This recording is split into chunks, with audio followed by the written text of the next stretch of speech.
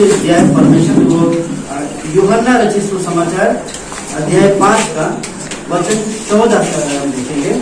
यूहन्ना रचित सुसमाचार अध्याय 5 का वचन 14। तो परमेश्वर का वचन हमें क्या कहता है? परमेश्वर वचन हमें कहता है कि इन बातों के बाद वो यीशु को मंदिर में मिला। यीशु ने उससे कहा, देख तू चंगा हो गया है, फिर से पाप मत करना, ऐसा न हो कि इससे कोई भारी विपत्ति तुझ पर आ पड़े। हालेलुया।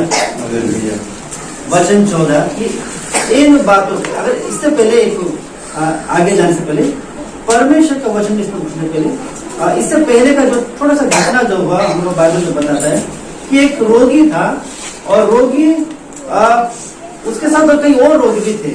वो रोगी का प्रॉब्लम यह था कि वो चल नहीं सकता था, और उसके साथ दूसरे रोगी थे जो अंधे थे, लंगड़े थे और नाना प्रदेश किस्म के रोगी थे। तो एक ऐसा वहां पे कुंड था और वो कुंड के हिलने का वो इंतजार करते थे, क्योंकि एक निर्धारित समय में स्वर्गदूत आते थे और उस कुंड को जो पानी वहां पे हिलाता था, जो पहले जो सबसे पहले वहां पे जाता था या मान लीजिए डुबकी लगाता था, तो उसका कोई भी बीमारी क्यों ना हो वो चंगा हो जाता था। अब वहां पे एक ऐसा रोगी भी था जो चल नहीं सकता और वो अपने इंतजार में था, वो कोशिश करता नहीं हो पाता था। वो 38 साल उसको हो गया था। 38 साल हमने इंग्लिश में बोले तो 38 ईयर्स हो गया। 38 ईयर्स से वो वहां पे है, लेकिन उसका बारी नहीं आ पा रहा था, वही इंतजार में था। अब ये होने के बाद एक समय ऐसा आया, बाइबल बताता है कि वहां पे परमेश्वर ने उसको देखा, परमेश्वर का मन उसको दया आया और परमेश्वर ने उसे क्या किया, उससे पूछा क्या तुम चंगा होना चाहते हो? तो वो कहता है जी हाँ मैं चंगा होना चाहता हूँ, और वो अब चंगा कर सकता है। अब परमेश्वर उसे चंगा, परमेश्वर का कहता है वचन कहता है कि उठ अपनी खाट उठाओ और चल फिर ना। परमेश्वर कहते हैं अपना खाट उठाओ, वहीं तो लेटा हुआ था, उठाओ और चलते बनो। और वो उसी समय तुरंत उठा और अपने खाट को उठाकर चलने लगा। और परमेश्वर के साथ होते हैं हमारे जीवन चंगाई होता है, छुटकारा होता है, बंधनों का टूटना होता है। हम बोल कर सकते हैं, मनन चिंतन कर सकते हैं हमारे जीवन में कि हमारा जीवन पहले कैसा था। चंगा वाला केवल शारीरिक रूप से नहीं, ये आत्मिक और मानसिक रूप से भी। पहले हमारा जीवन कैसा था? पहले हम मूर्ति पूजा में थे, पहले हम लोग जो है शराब, नशा पानी, व्यभिचार, गंदी बातें सुनना, देखना, गंदी बातें बोलना, इन सबों में थे। लेकिन परमेश्वर ने हमें वहां से चंगा किया। क्यों? क्योंकि हम लोग परमेश्वर के साथ हमारा एनकाउंटर और परमेश्वर से हमारा मुलाकात और परमेश्वर हमारे जीवन में आया ना। तो ये पहला भाग हमारे जीवन में परमेश्वर ने क्या दर्शाया? चंगाई को, छुटकारे को और हमारे जीवन में परिवर्तन को। दूसरा भाग अगर हम देखेंगे तो वचन कहता है फिर से पाप मत करना। अब परमेश्वर पहले में तो परमेश्वर चंगाई के बारे में बताया कि हमें जो चंगाई होता है जब परमेश्वर से मिलते हैं, परमेश्वर के साथ होते हैं। दूसरा परमेश्वर बोला कि फिर से पाप मत करना। फिर कई बार ऐसे होता है कि हमारे जीवन में हम बीमारियां आती है, हम नशा पानी करता है, गुटखा तंबाकू वगैरह करेगा, बीमार हो जाएगा, उसके बाद ऑपरेशन पे जाएगा, इधर उधर जाएगा, फास्टिंग प्रेयर करेगा, परमेश्वर मेन गलतियों को फिर से नहीं दोहराना, मुझे चंगा कर दे, चंगा कर दे। और परमेश्वर जो प्रेमी परमेश्वर हम सबसे प्रेम रखता है, परमेश्वर चंगा भी कर देता है। लेकिन आगे जाकर कुछ समय बाद फिर वही पाप जो है उनके जीवन में आ जाता है। परमेश्वर से कहता है कि फिर से पाप मत करना। आज हमें एक निर्णय लेना है कि हमारे जीवन में जो गलतियां, हम जानते हैं कि हमारी गलतियां क्या है ना, हम सब जानते हैं, उन गलतियों को हमें दोबारा फिर से नहीं दोहराना। परमेश्वर आज एक तरह से वार्निंग में दे रहा है कि फिर से पाप मत करो।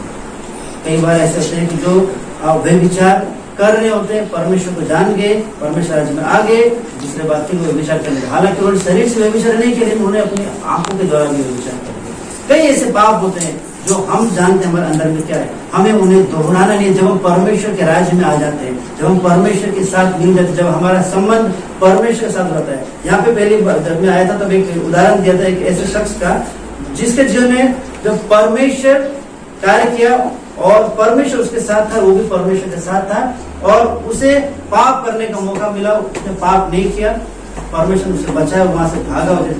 उसका नाम बताया था, आप सभी ने बताया था यूसुफ के बारे में ना। तो वो पाप करने का उसे मौका मिला, जिसने पाप नहीं किया। लेकिन कई बार ऐसा होता है कि जो पाप करते हैं छोड़ देते हैं, मौका मिलता है फिर वे पाप को कर बैठते हैं। जैसे कि परमेश्वर दास ने बताया किसी घर में जाएगा, वहां रुपया रखा हुआ है, एक जो अंदर का जो पवित्र आत्मा बोलेगी नहीं इसे नहीं लेना, दूसरा बोलेगा इसे लेना। पहले वो चोरी करता था, छोड़ दिया, परमेश्वर राज्य में आया, लेकिन फिर से मौका दिया। ये मौका कौन देता है? ये मौका शैतान देता है आपके जीवन में कि आप दोबारा पाप करें। क्योंकि जब आप दोबारा पाप करते हैं या फिर पाप करते हैं तो आप परमेश्वर से दूर हो जाते हैं। इस तरह अगर हम उत्पत्ति में देखेंगे, परमेश्वर के एक जिसे अपने परमेश्वर अपने हाथों से सृजा आदम को, उसने पाप किया और पाप करने की वजह से ही वो परमेश्वर से दूर हुआ।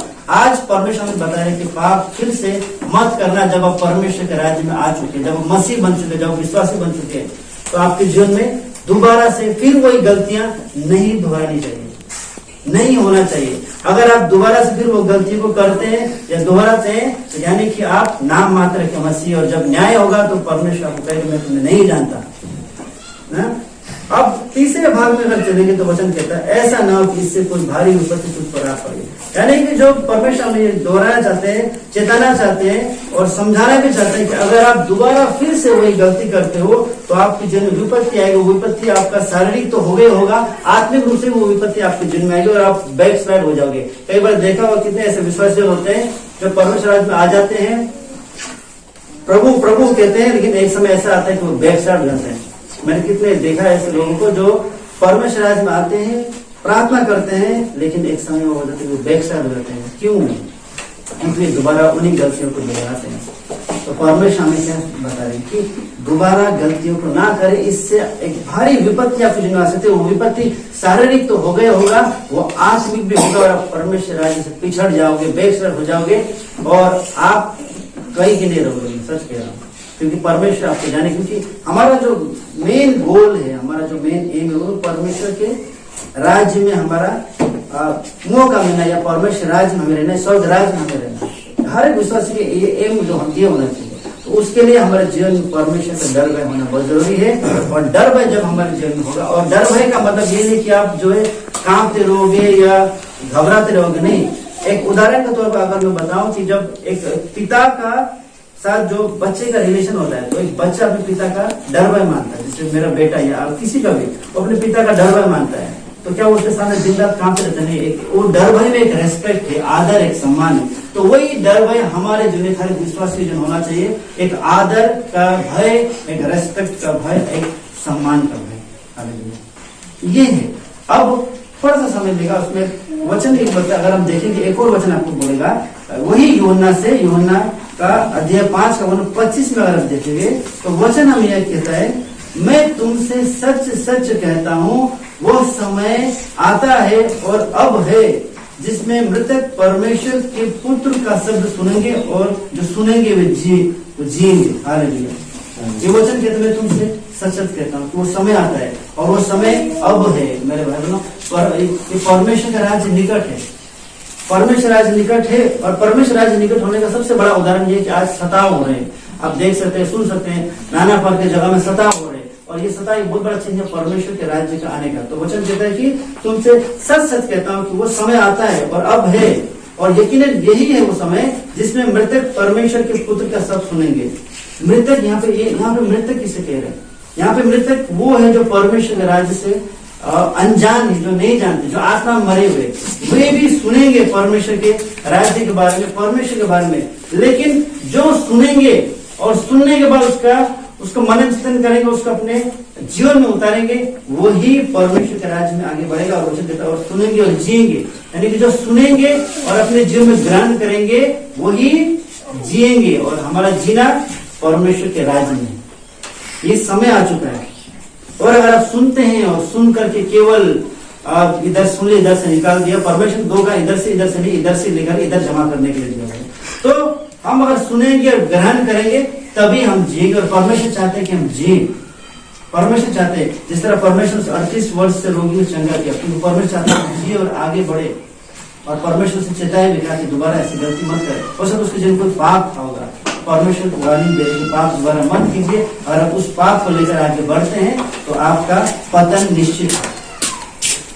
ज्यादा समय नहीं, इतना ही रखेगा क्योंकि ऑलरेडी समय बहुत हो चुका है। छोटी सी प्रार्थना में करूंगा, और जब प्रार्थना करें तो मेरे परिवार के लिए, हमारी अनुग्रह चर्च, हमारे चर्च का नाम, हमारे चर्च के लिए भी प्रार्थना करें।